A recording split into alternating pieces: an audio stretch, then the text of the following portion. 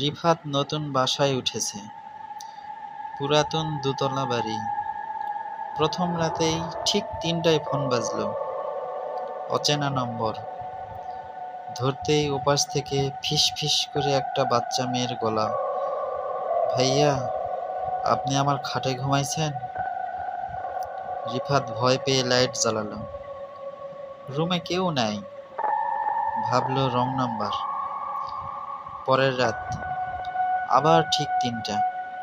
একই নাম্বার, একই গলা। ভাইয়া, আমার খাটটা ছাইরা দেন না, আমার ঘুম আসে না। তৃতীয় রাত। রিফাত আগে থেকেই জেগে আছে। ৩টা বাজার সাথে সাথে ফোন বাজলো। এবার ফোন ধরার আগেই খাটের নিচ থেকে গলা এলো। আজকে আর কল দেই নাই ভাইয়া, নিচে নেমে আসেন। রিফাত টর্চ মারল। খাটের নিচে দেখে সেখানে একটা ছোট পুতুল পড়ে আছে। পুতুলের গলায় ঝুলানো চিরকুট, আমি এখন আপনার খাটেই থাকি।